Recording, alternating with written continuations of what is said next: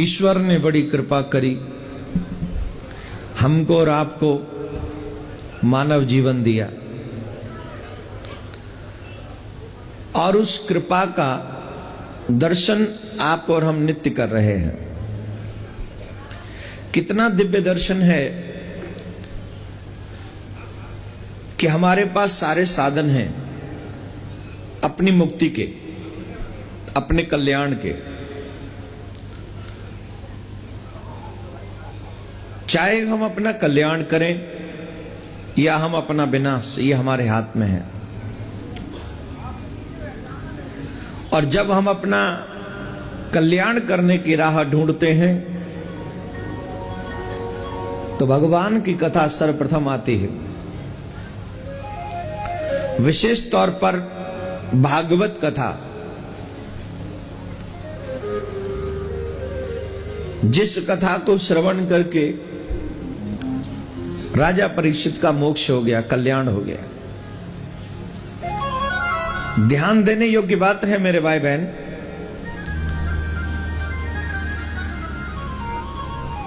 जो लोग ये कहते हैं कि अभी हमारा समय नहीं है, जब समय होगा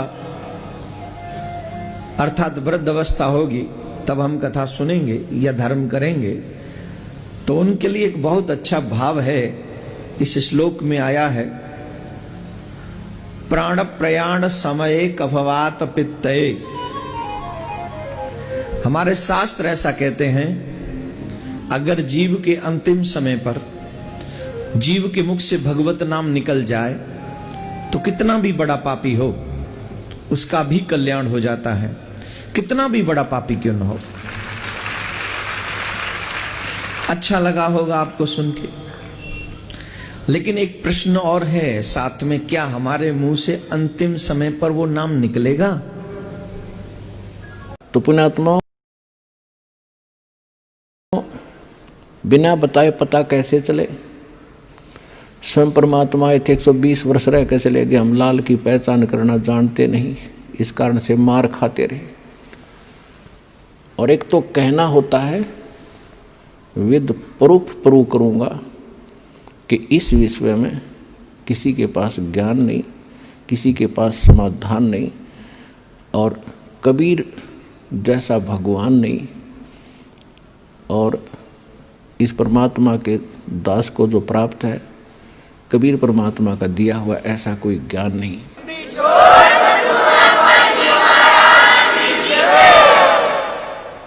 अब जो प्रसंग चल रहा है कि गीता ज्ञान दाता भी जन्म मृत्यु में, उसका उपासक भी जन्म मृत्यु में, इसलिए गीता अध्याय नंबर 7 के श्लोक नंबर 12 से लेकर 15 में गीता ज्ञान दाता कहता है कि अर्जुन, इस 7वें अध्याय में आपको ऐसा ज्ञान बता दूंगा कि फिर कुछ भी जानना शेष नहीं रहेगा।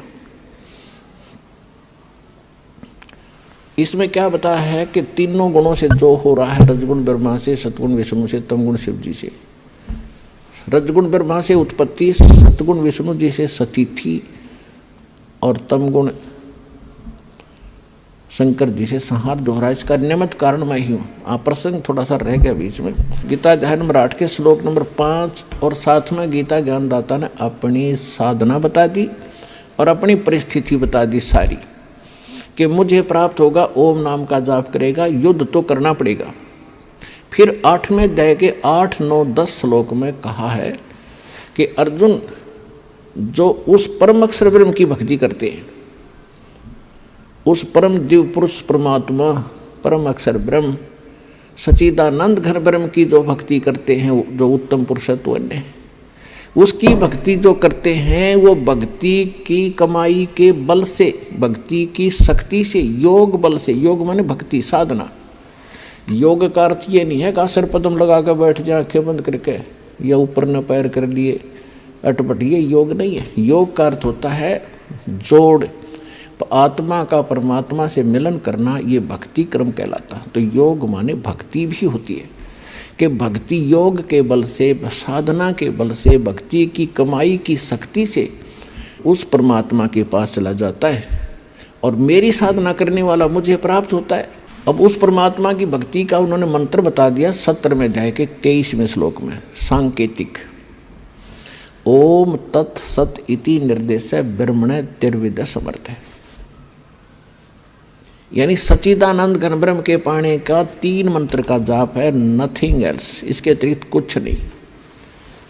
ओम ब्रह्म का, सरपुरुष का। अब फिर आइए गीता अध्याय नंबर 15 के श्लोक नंबर 16 और 17 पे। इसमें 3 पुरुष हैं, एक सरपुरुष, एक अक्षर पुरुष और तीसरा जो आपको सिद्ध कर दिया 8वें अध्याय के 3रे श्लोक से, परम अक्षर ब्रह्म कहो, परम अक्षर पुरुष कहो।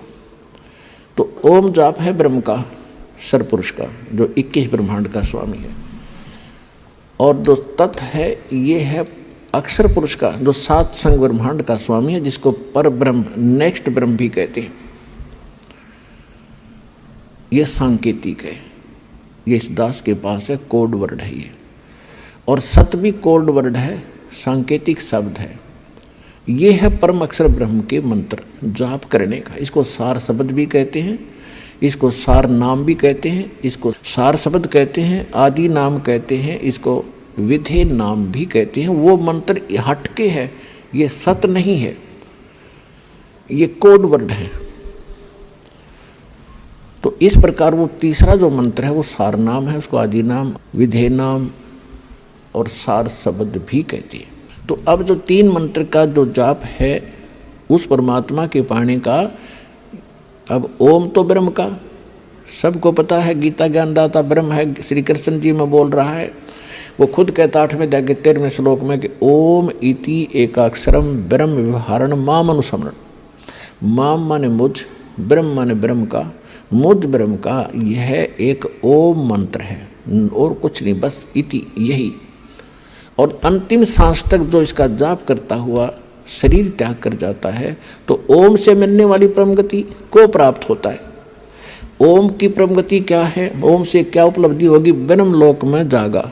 ब्रह्मलोक में श्रीमद् देवी भागवत 7वां स्कंद 562 और 63 पृष्ठ पे स्वयं देवी जी कह रही है, हिमालय राजा को ज्ञानोपदेश कर रही है और ब्रह्म का स्वरूप बता रही है कि उस ब्रह्म का ओम नाम है। ओम नाम का जाप कर हृदय से उसको पाने का उद्देश्य रख और फिर वहाँ चला जाएगा, ब्रह्मलोक को प्राप्त होगा। उस ब्रह्म को प्राप्त होगा, वो ब्रह्म ब्रह्मलोक रूपी दिव्य आकाश में रहता है। यानी ब्रह्म का साधक, ओम नाम का जाप करने वाला ब्रह्मलोक में जागा। वो ब्रह्म की साधना करा, सरपुरुष की, 21 ब्रह्मांड के स्वामी की, काल की साधना कर रहा है।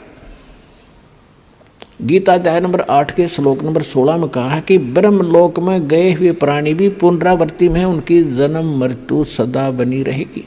वो ये स्पष्ट कर ही चुका है कि अर्जुन तेरे और मेरे बहुत जन्म हो चुके, तू नहीं जानता मैं जानता हूँ।